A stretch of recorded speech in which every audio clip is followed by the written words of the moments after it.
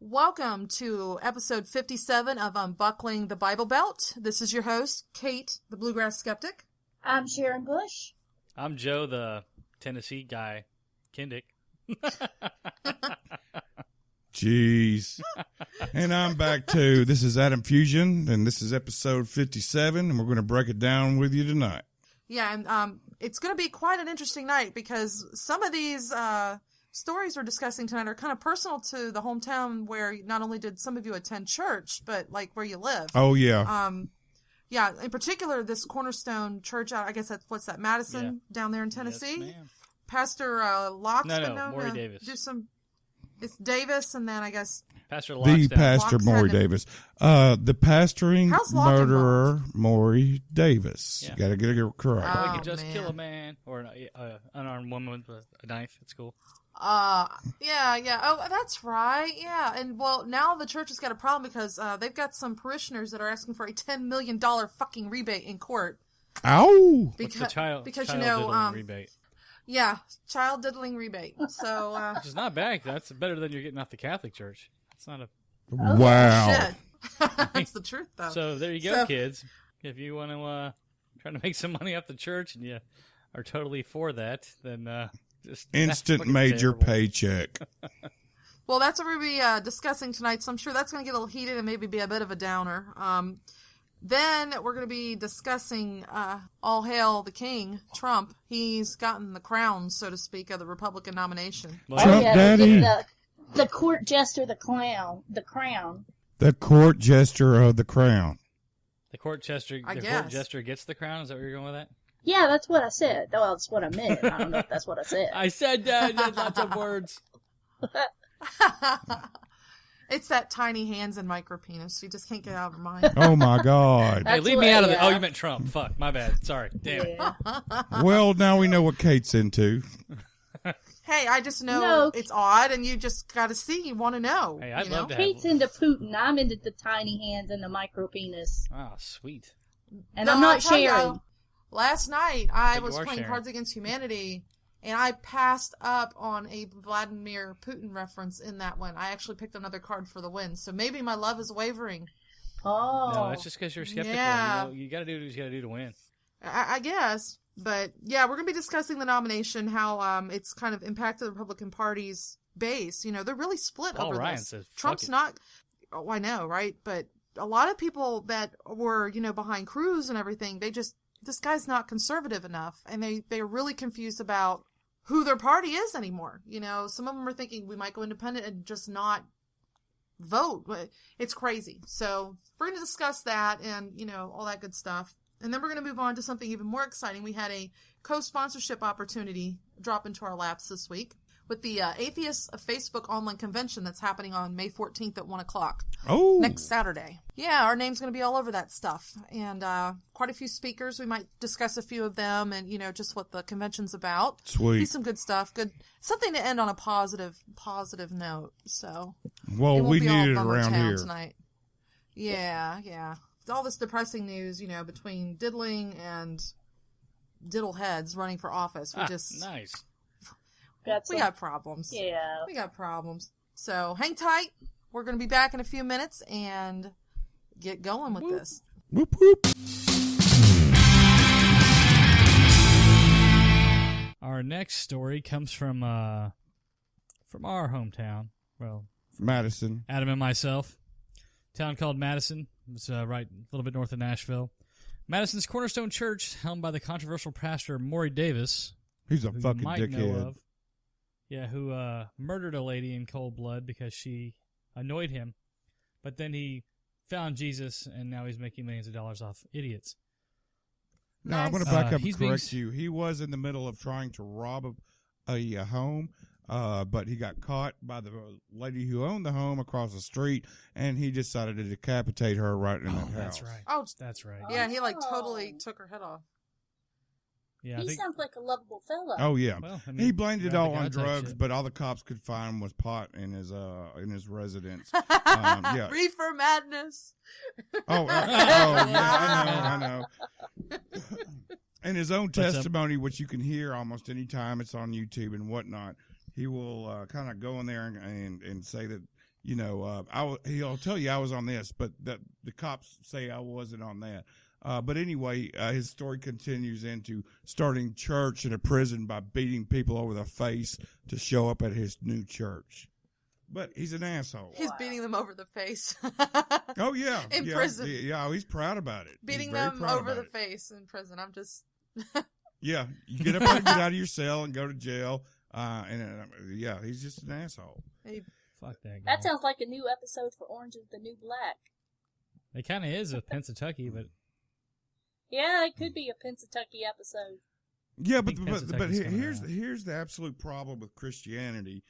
Here's the guy that's committed murder, that's going around telling people that he's still going to heaven. Well, of course. Because you repented. Yeah.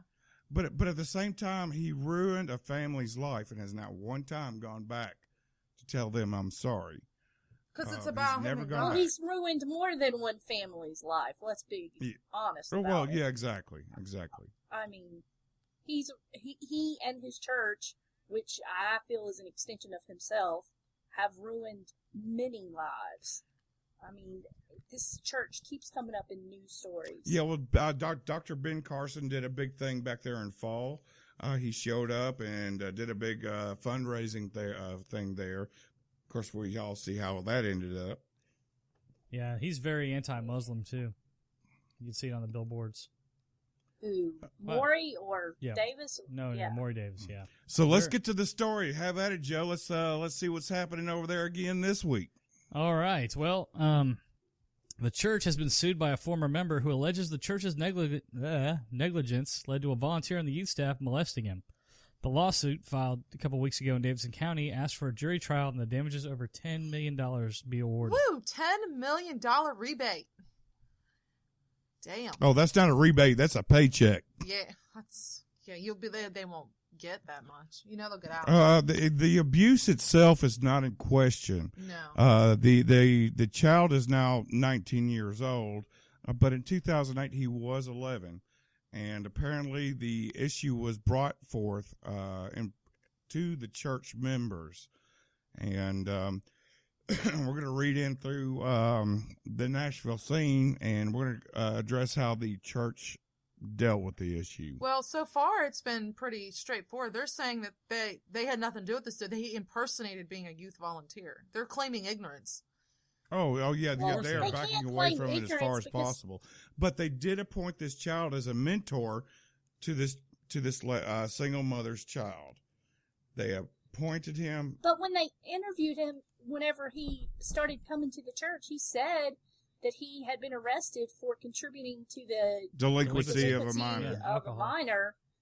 By giving them alcohol. I mean, and they still... It was 2008. The fucking internet was there. You could find goddamn anything you needed. Well, I mean, the guy admitted it to the church, I think, is what it was.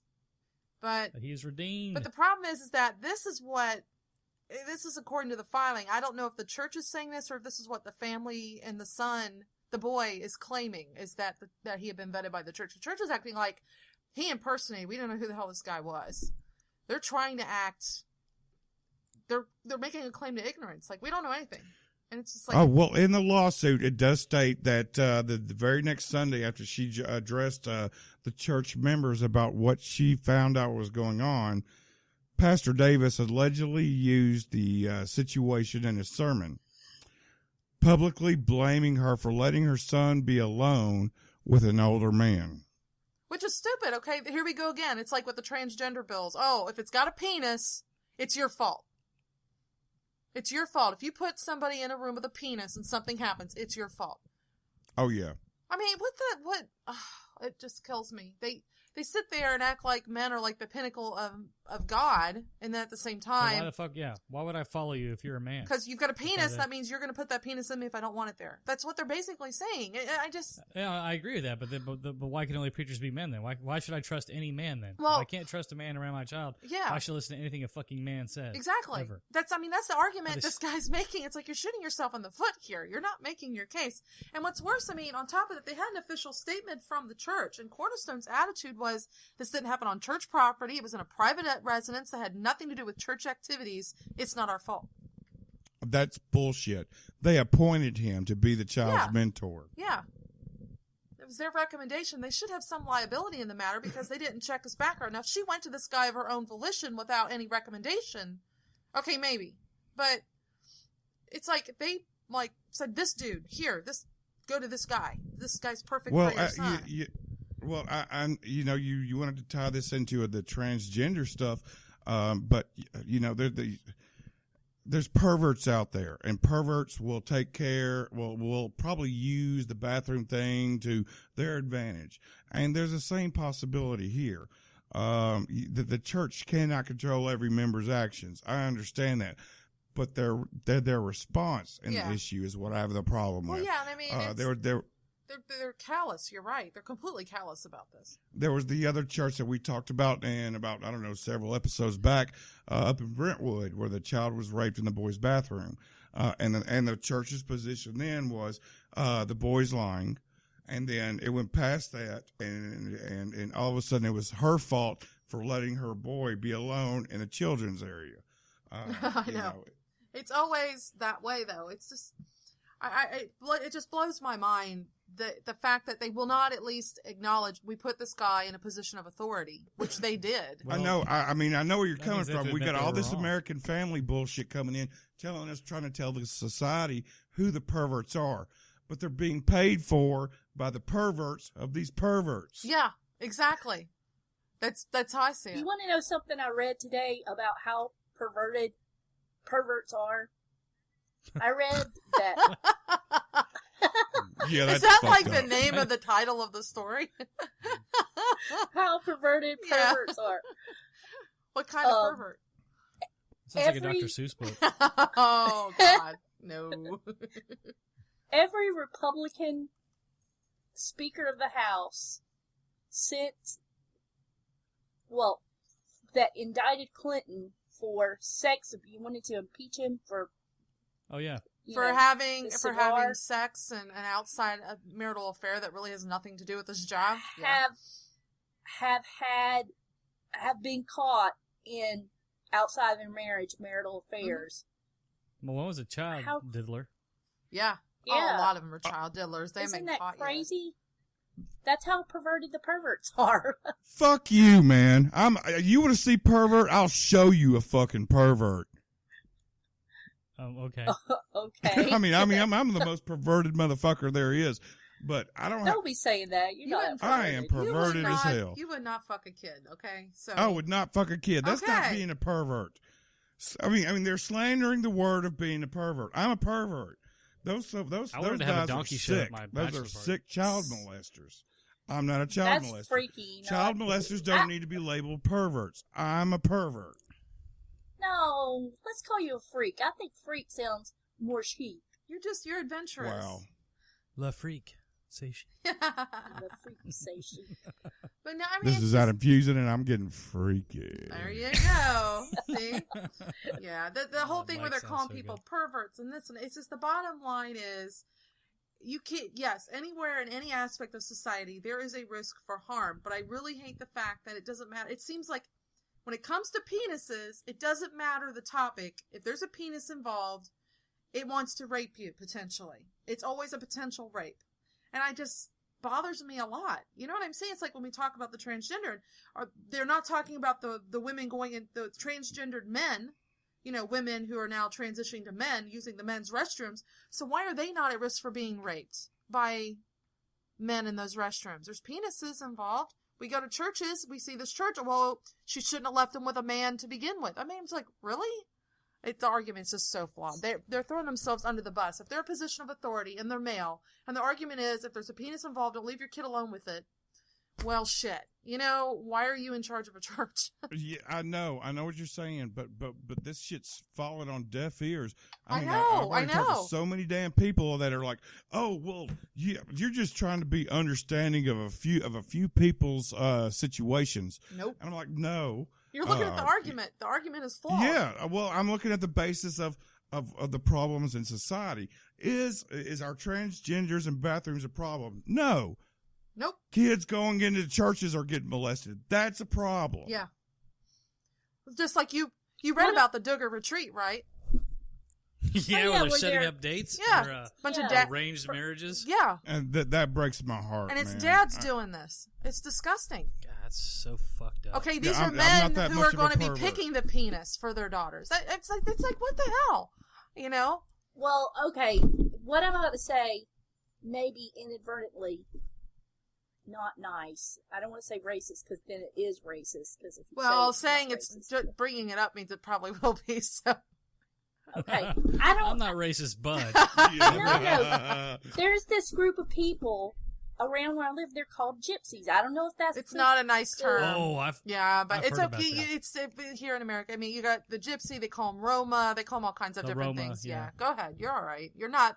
That's just what you hear them being called, and they're Right. different ethnicities. They really are. There's a bunch of different ethnicities that make up Roma and gypsy and whatnot. Well, these people, whatever, Roma, gypsy, whatever you want to call them, send their kids out at 10 years old, the girls, I am not kidding you, on dates with their arranged marriage husband. I was in Outback one night, and a group of 10-year-old girls came in with a group of older boys. And when I say older, I mean like 16, 17-year-olds. And they had dinner with them, and I overheard them talking about when we get married, and this is going to be our wedding. And they were all talking about it. So I know, and then I asked somebody who knew something about that culture, and they were like, yeah, they send them to, with their arranged marriage husband to get to know them before they get married. But yeah, that's what they're doing. Yeah, but the thing about a 10-year-old, she doesn't even have a blooming onion yet. Oh, that's not cool. Oh my God! Oh. God, why do I like you again? Oh no! God, stop saying that stuff. Come on, man. That's a great Outback joke. Come on. But you know what kills me about arranged marriages, especially like if they're going on dates. These boys have met other girls who are outside their culture that are their age that they would probably rather be going on dates with and planning marriages with. But that's a cultural thing. Anytime they have arranged marriages, they always try to keep the culture thing in, but I never understood that. Yeah, exactly. I mean, it's I don't know. it's crazy, Do I think it's wrong that they go out on dates? I mean, it's not really sexual in nature. I think if they're just going out to eat, do I like the whole idea of arranged marriage? Of course not. I don't know. The whole thing just is disgusting because it's patriarchy. I think that story was better, though. The kids were 16 and not 40. Because when you were talking, I was like, holy shit, 10-year-olds are 40-year-old dudes. And yeah. No. But that was Islam, so I got that backwards. Sorry. Yeah. But still, 16-year-old boys going out with 10-year-old girls. I know. That's a little... Yeah. That's a little fudged. Yeah, it's just, I don't know how they get away with that stuff, and that's what I mean. So, you see all this logic, like with this boy being molested, that we were talking about, and he's suing the church. I guess his mom gave up the case, and that's why he's bringing it forward. She took too much beating and pressure. Is she still in with the church? Do we know? No, there's no report on that. See, I don't understand that. I can tell you that if that happened, if I went to my mom, that motherfucker would be dead. She would fucking kill him. And that's because maybe my mom's a Yankee and a hardcore Irish motherfucker, but I don't. There wouldn't be no lawsuit. I'd be visiting mom in jail and bringing her fucking cookies on Mother's Day. My mother is Irish as fuck, and she would have a lawsuit slapped on him so fast they couldn't see straight. My mom would bring some Irish mob motherfuckers down here. That dude would be fucking toast. Yeah. It's just, you see all of this, and it's like, but, I mean, they did end up hearing about a sermon directed at them after they brought it forward, so obviously they were still with the church. That's fucking nuts, though. Man, their sermon today was ridiculous. I caught 2 minutes of it as I was running out the door, and he was going on in one of the sick passages about a mother doing sadistic stuff, and I couldn't reach for the remote fast enough. All he was pulling for click that shit off. He pulled the shitty mom card. Oh yeah. He's got his own TV show. It's on primetime Sunday mornings.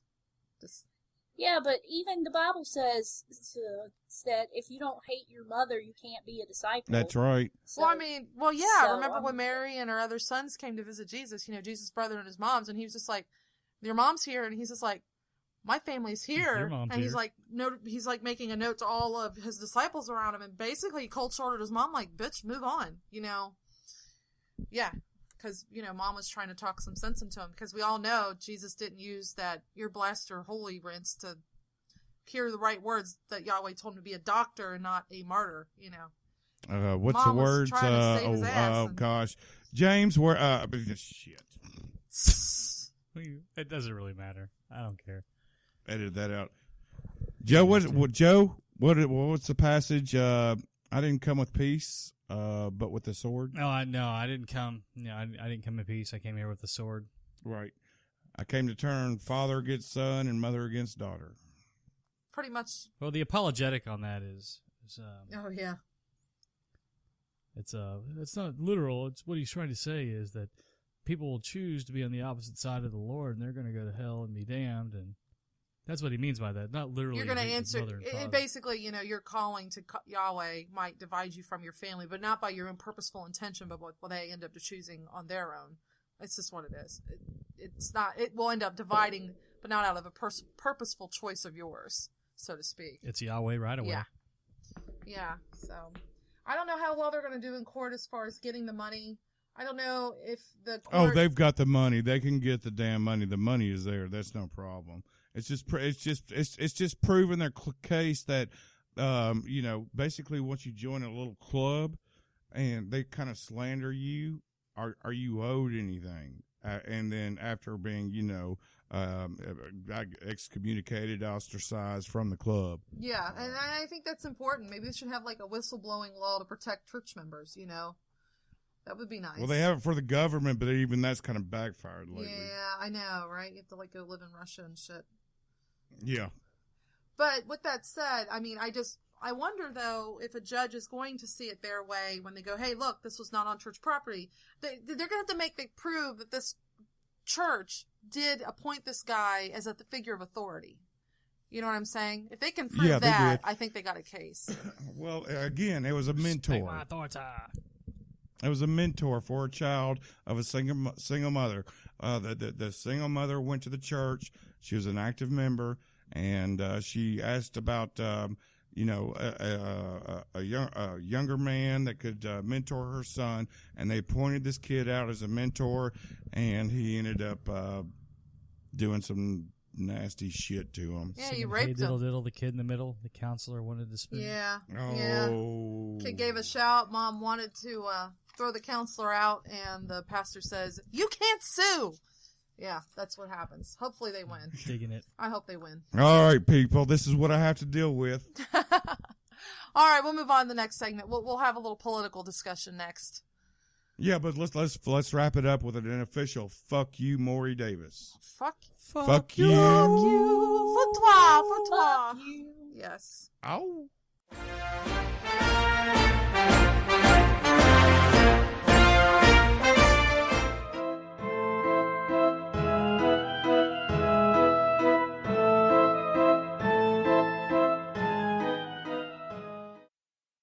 Well, we're back to talking about my very favorite politician, the Donald. Orange Man. I hate Donald Trump, but I've been accused of not being skeptical enough for hating him, but I think he is worthy of my wrath. Yeah. What's he done? He's taken over the Republican Party and ripped it in half, and now we're probably going to end up with Trump as the GOP nomination, and I don't want him as president. I can't even stand the thought of him being president. Do you know how messed up our country would be? It already is messed up. How much worse could he make it? Well, I mean... I gotta say, he's not George W. Bush stupid. He's not stupid. I'd give him probably second place on that. You think? I don't know. I don't know. I no, question... he's way smarter than people are giving him credit for. He's playing people like a fucking fiddle. He has to be relatively intelligent to have made the money that he's made, but no. Fuck no. That's daddy's money. No. It's easy to go in and buy Manhattan when you can use your dad's property of Brooklyn as collateral. No. He's got daddy's money. He's good at delegating authority. I think he's good at getting staff together to. I mean, look how well he's cruised through all of these convention beatings and assaults. Great real estate guy. He's done great. He did build his father's company up. But the company was already there. The wealth was already there. He was already wealthy whenever he stepped out of the door after spending 2 years in college after avoiding the draft 4 times. The guy's never had to struggle for a dime. He got right out of college and was thrown into a limousine and told to go get rent money for his dad in Brooklyn. That's what the kid knows. He's like the Ethan Couch, the affluenza kid on steroids. Yeah, that I can agree with. I do think he does have a problem identifying with different classes of society. I do think he has difficulty with that. You think? Well, he has difficulty identifying with anybody who's not Donald Trump. He's gonna keep all the Muslims out of America, keep all the Mexicans out of America. But yeah, hey, wait though. He likes their tacos. He loves Mexican food. He is playing the fuck out of people. Yeah, he is. You watch. He's a flip-flop artist. It's not flip-flop. He's playing people masterfully. If you look back, stuff that he said back in '97 and even in the late '80s, he doesn't like abortion, but he was pro-choice. He's fairly liberal on a lot of things, and he's coming back out to do it again. He's really good at manipulating people. He's extremely good at it, and that's what he's doing right now to the GOP base. And one of the things I don't like about him is that he kind of jumped on the Sanders bandwagon about all this rich money coming in to affect the political system, but he's been doing the same fucking shit for years. Yeah, he sponsored the Clintons. There's some who have argued that you can either vote for Trump or vote for somebody who's backed by Trump, meaning Clinton. I've heard that reference made several times too. And they kind of got a point. There's plenty of good third-party candidates out there. There are. There's a lot of options. I personally like seeing, and we all know my views on politics. I don't know. I'm an atheist even with politics. I don't really do well with party lines, and I'm one of those people, I kind of look at things, and it's like, my attitude was, if Trump didn't get the nomination, if somehow Kasich or Cruz were to actually get the nomination, I said, if he still has enough supporters, Trump should still go third party. Get that 10%. Go for it. And my attitude's the same with Sanders. I think he should rip the DNC in half. I think this country needs a third party. I think the attempted one that went on not too long ago, the Tea Party, was an absolute and complete failure. But they're still joining around him, and that's why. They're still getting Tea Party still getting people in government, even though it's lower level, and that's where you start. People misunderstand. You don't affect a change in government policy from the top. It starts at the bottom. It always has. Yep. And I see this, and it's like, I wish Sanders would not back Clinton. I wish he would take his supporters. I'm fine if we end up with Trump as a president or a Republican as a president. The point is, we need to fracture our political system in order for people to even feel like they're affecting change. If they don't see that they are affecting the political system, they're going to keep going back to burnout. They need to see that, hey, we can rip this shit apart. We do have power.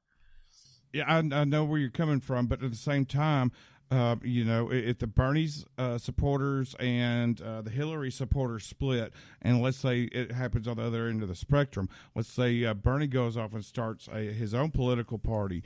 Okay, well, they're not going to get the majority of the votes. That's okay. So you split the Democratic Party. That's okay. And all of a sudden, Trump walks it into the White House. Well, here, it's okay. Look, I see where she's going with this. It is. You're fucking shit up, and that's the whole point. Change is never easy. And the thing of it is, Trump is way better for this country than fucking Ted Cruz ever was going to be. This is true. Yeah, that's true. That's a good point of the whole issue. And we have, I think he'll do fine at picking judges also, because he's not going to go super right-wing. He'll do way better than fucking Ted Cruz would. He probably still would, yeah. He might need to pick Barack Hussein Obama. He should. That would be ironic, wouldn't it? That would be fucking epic. That would be the greatest fucking troll job ever, and he just throws his middle finger up. Even if Bernie and or Hillary did take the White House, I would believe the same thing would happen immediately. Obama would walk right into the Supreme Court, and that's where he needs to be, too. And then Alex Jones would say, he's becoming president of the NWO now. New World Order. And then we got to watch the chemtrails. Hard Dawn made it very clear. We have a Bernie Sanders chemtrail problem, so... Hard Dawn. Hard Dawn. Best gay porn name ever. I know, right? But no, I mean, like I was saying, it's not so much. It's okay if a Republican walks into the White House. It's okay if we divide up all these parties. If Sanders can walk away and get 10% of the vote. If Trump had not gotten the nomination, if he still doesn't get the nomination, he should walk away, split that shit up, get 10% of the vote. Well, are these people going to get endorsed by, their candidates get endorsed by Republican and Democratic Party anytime soon? Of course not. Hell, they'll probably even do co-sponsoring of other opposite party candidates to keep out Sanders and Trump's future supporters. That's okay, though, because people are saying, whoa, we have the power to shake this shit up. Right now, as the way the things stand, it's just another regular election. People are going to feel like, well, my vote didn't count for shit. If they can tear shit up, break it up, that's okay. And if you get these smaller fraction groups, it'll work, because the Tea Party will still work with the Republicans now and then for certain kind of things. It's called coalitions. We need a coalition-type government. We need representative government. Just because they don't have the majority doesn't mean that they can pool their resources together with another party or another, Democrat, Republican to go, oh, hey, well, we really want to work on this environmental measure. The Republicans are like, well, we have this bill. And they kind of work together and make something happen.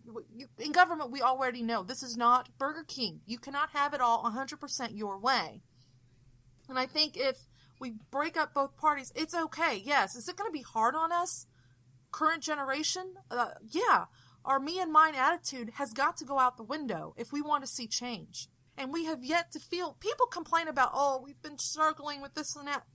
We have not seen political stress yet. This is not political stress, because we have not torn the parties up and actually made them have to scatter and reconstruct themselves at all. Yeah, so it's basically a one-party system anyway. Republican, Democrat, whatever. You want to tear this shit up, this is how you do it. But the problem is, and this is why I say Bernie Sanders is a shill. He is going to go right behind Hillary Clinton and stand behind her as soon as he doesn't get that nomination. Hillary's Clinton? Bernie, I mean, you know what I mean. No, he's Hillary's Clinton. It was an oral sex joke. I fucked it up. Never mind. Yeah. But I mean, unfortunately, because as soon as Sanders said, from the beginning, he has said he's going to support Hillary. That told me he was a shill. He's trying to get people. So not all of his supporters are going to migrate over to her, but she will get. Oh no. She will get candidate support though that she did not get before, because he was in the race and got people motivated. They're going to fall for that fear tactic of, oh my God, we're going to get a Republican in the office. I'm sorry, folks. This is just, we're at a generational point where are we going to make this change? To do that, you've got to break up the Republican Party, and it's happening. And don't even worry about president that much. Worry about the goddamn Congress. I mean, there's all these seats it's a third of a triangle. All of these seats open right now, and it's just like, these guys aren't even as important.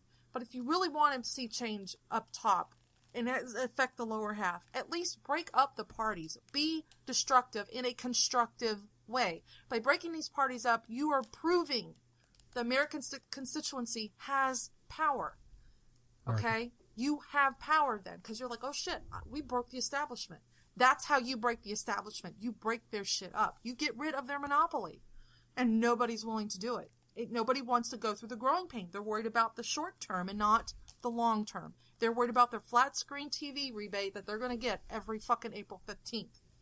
That is the problem. And this would be a great thing, but people have got to commit to that sacrifice. And are we going to see the benefit of it in my generation's time? Maybe near the end of it, but it's going to be a long haul. Eviscerate the proletariat. Oh, wait, sorry. I mean, if Sanders said he would totally go third, if he would walk away with his people and run against Hillary and whoever, I'd totally throw a vote his way then. But he's not going to do it. He's part of the establishment. You have to break the establishment, and he needs to break it, and he won't do it. I'm not saying Donald Trump is a good idea. I'm saying he's a great catalyst. This chaos is a good idea. And he'd be a great catalyst for change. Exactly. I mean, totally. But it has to be on both sides. It can't just be Republican Party. Democrat Party has to split too. They got to split it. They need chaos to make this change. People will see the chaos, realize they did it. They will become more politically active if they see that they can take this shit apart. Well, he is so liberal that he did invite Caitlyn Jenner to come over and piss anywhere she wanted to in his establishment. His face, maybe. But he agrees. I mean, he is more moderate in his presence. I think they said 6 or 7 out of 10 Republicans support Trump. That leaves this other third of the Republican Party going, this isn't conservative enough. What is the Republican Party anymore? They're split. They don't know what to think because the Republican Party is evolving into something that they don't want necessarily, and that's more moderate and less conservative and more accepting and tolerant. Here's what I want. Here's I've got what two I want. Corinthians that disagree. Oh, okay. Hold on. Here's what I want. I want people to stop doing these anti-Trump protests. They're ridiculous. You're throwing fuel on the fire. Stop it. Quit. Don't do it. You're giving him what he wants. Stop showing up and doing this anti-Trump shit. It's worthless. It's dumb. Exactly. Correct. And that's true for business too. You get the name out there, people don't forget it. Infamy is better than being famous. Infamous is the best. Yeah, when you're so famous that you're infamous, like El Guapo. Yeah, exactly. Guapo. And who knows? These dudes could be like, paid actors to go out there and do this stuff for Trump. He's already paid actors to stand behind him already. You never know. But still, if you're an anti-Trump person, that's fine. Be an anti-Trump person, but don't go and protest his shit. No. Put your knowledge and what you believe in behind the person you sponsor and keep going forward. Yeah, because it's just one of those things. People's minds, they can be changed. Sometimes it's stubborn, and you got to have legislation to do it. We saw that with like George Wallace and all these other things. Well, those people didn't change, but. They did eventually. Their next generation, their kids did. And I tell people all the time, I'm coming for your youth. And I really want to see the youth. I wish people, and if we get enough people that listen to this, please send a note to Bernie Sanders like, dude, you need to break away. You've got enough of us. No, we know you won't win the presidency, but let's break this shit up. Let's show them we're not going to let them monopolize government anymore. People they're buying into this whole, oh, well, if you have a Republican in, you're going to lose your women's rights, you're going to lose this, you lose that. Okay, I might lose that shit, but you know what? The lesson learned will be more valuable. Yep, I disagree because here's why. Change is painful. The majority of the country has already voted for Hillary Clinton. That's all there is to it. I know. I mean, it's true. Most Republican senators don't even understand that women actually have 3 holes down there and not just 2. What? And it's just like... What do you mean, Aretha Franklin? What's she doing? I know, right? I mean, I admit there's a lot of uneducation and they're legislating. I get that. But, I mean, I hear about the Supreme Court nominations and what if. You know what? I agree. It's a big what if. If people show up, vote like they should, we can keep the Senate democratically. I don't know if we can get the House, but I think we can get a filibuster majority, right? Filibuster proof or not a majority, but we can have enough to kill them and not let them have the majority from filibusters or something like that. But there's a lot of open seats where we can affect change. The presidency, we really need to change the party system. We got to break it. And that means we're going to have to take a hit. There's no getting away from that. If you're too scared to take a hit, we're never going to fix this or change it even. That's why I never did drugs. It's easy for me to say because I'm a man, so didn't affect me. I mean, I'm sorry. It's just the way it stands. No, we got to take a punishment in order to get it to change. We'll have to take a loss. It can't be 100% win. It never happens that way.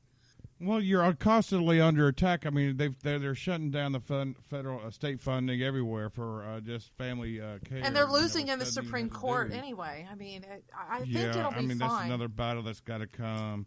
And that's ridiculous. I don't get it. I see that shit every day too, and I hate it. Leave women the fuck alone. Leave men the fuck alone.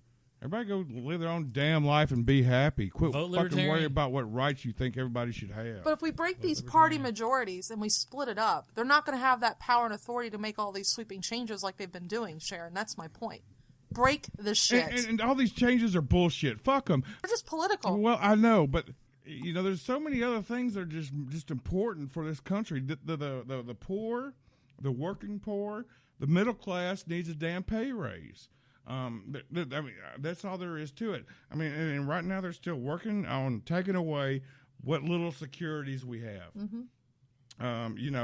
Last week they just passed another bill where financial banking investors are not responsible for bad investments. I know. Which basically means, you like this? Which basically means that they can go out and make a really bad investment knowing it and take your money and spend it somewhere and it's gone and there's nothing you can do about it.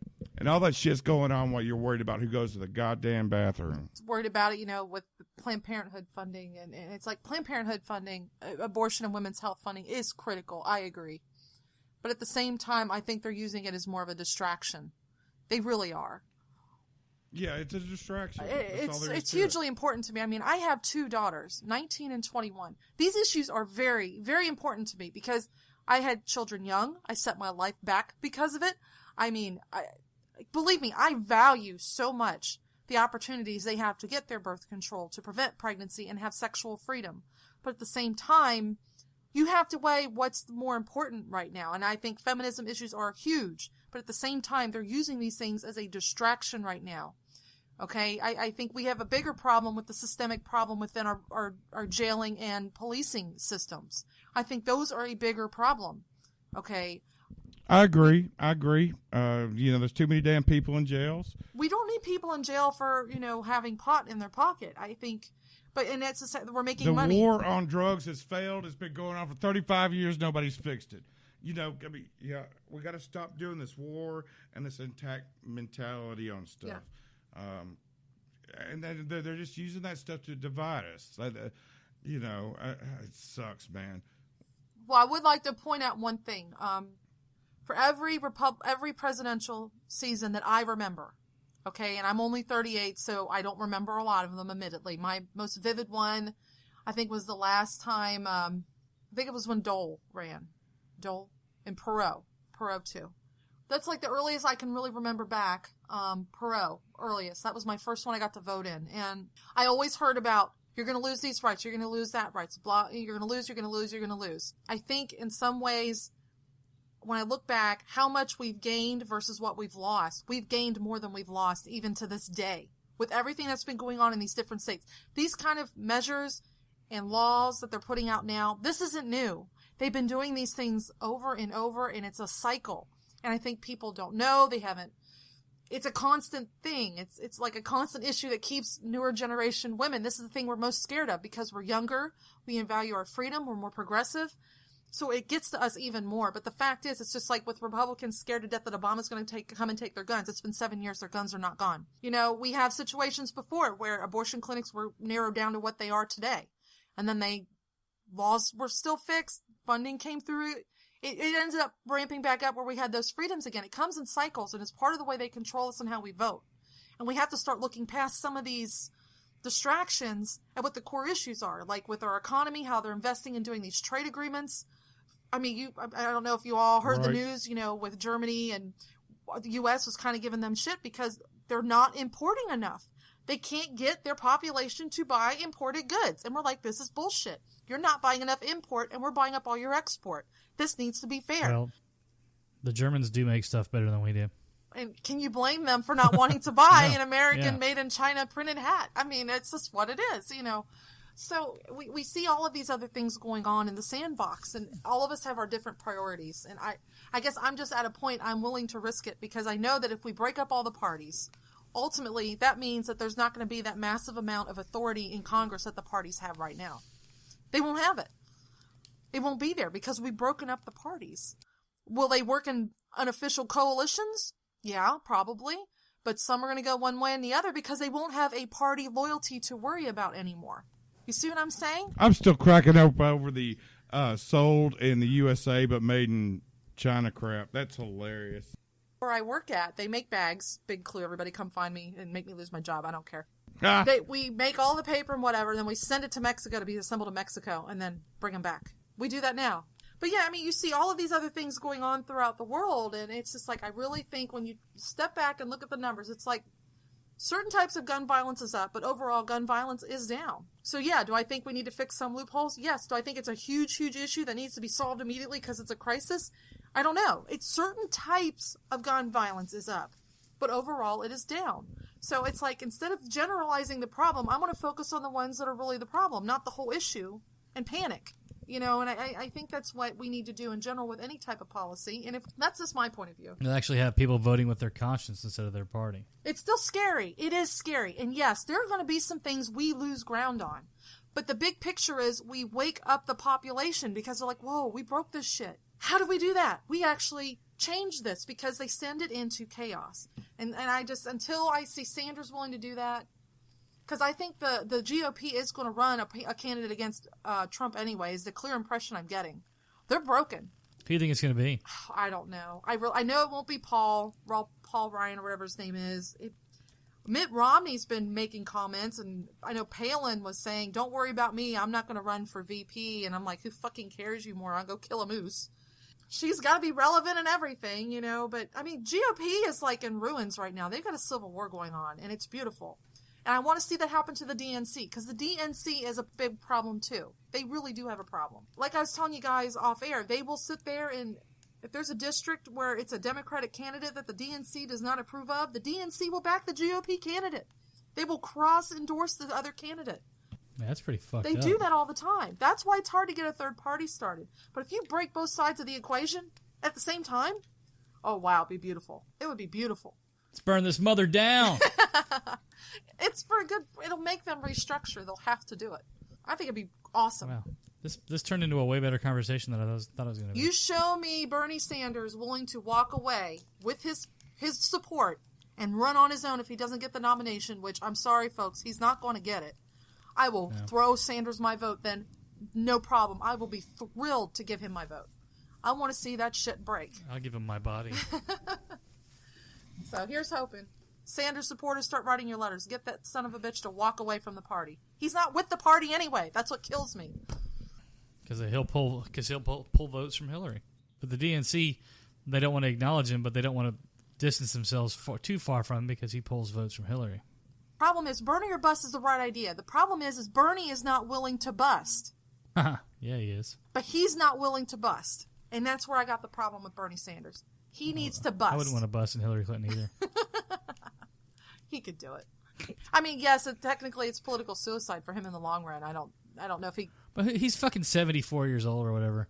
Who the fuck cares about political suicide? I mean, he's going to have doctor-assisted suicide soon, so fuck it. Go for it, man. Fucking live the goddamn dream. Fuck shit up, man. Leave a legacy. I mean, he really already has a legacy, but if he blows this shit up, that'd be amazing. And it's just convincing him to do the right thing to do that. I know we got a lot of Sanders supporters, like I'm saying. Write him. Like, dude, Bernie or bust. Bernie, you got to bust with us. And he's got to bust. If he busts, he's got my vote. I'm there. 100%. Because, I mean, Trump's already done it. The Republican GOP's in ruins. It's awesome. It's fantastic. We just need the DNC to do it, too. Yeah. If Bernie busted free, I'd go. Totally do it. So I hope people will do it. So that's where I'm at. I really, really want to see this. It gets me fired up, obviously. I can't tell. No, not at all. It's a ginseng in my Mountain Dew. That's what it is. It's a ginseng. It's hot. So shut up. Let's go on to the next, so Mark. We're done. Fucking ginseng. All right.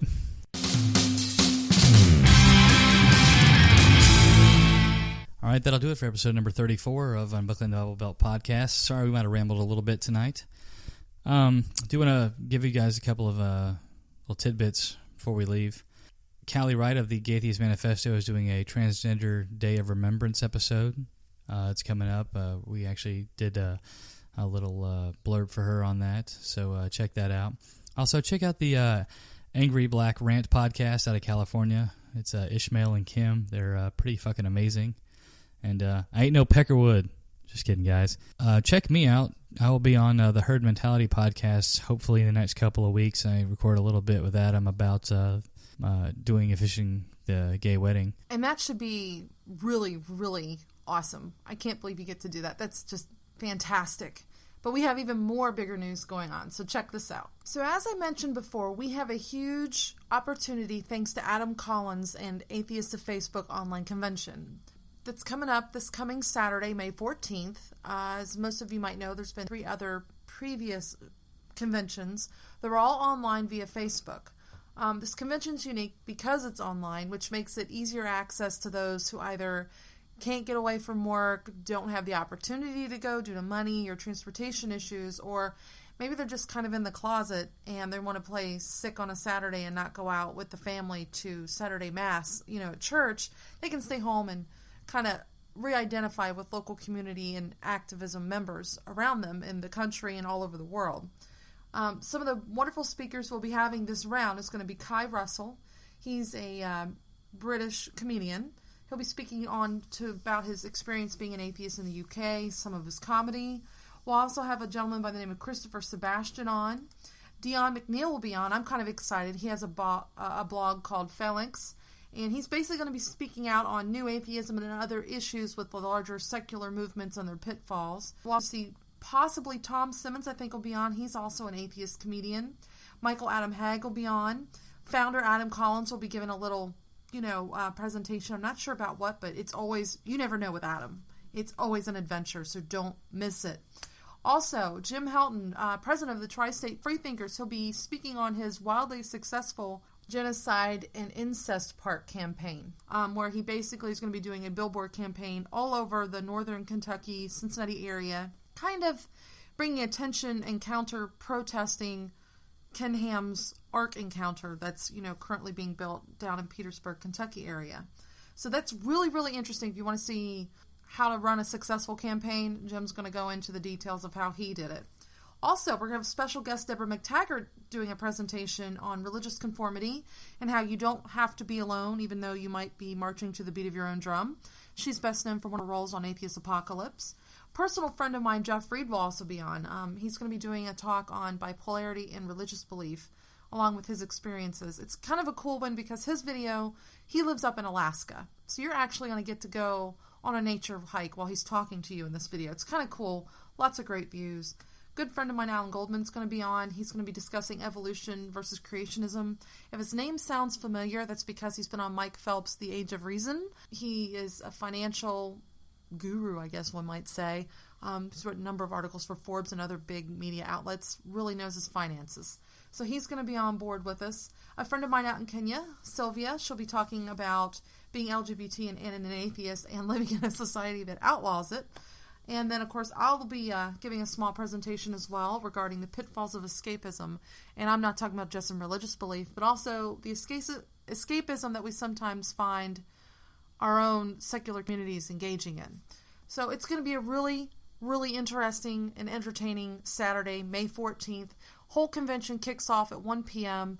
Our crew here at Unbuckling the Bible Belt's very proud to tag her name on this.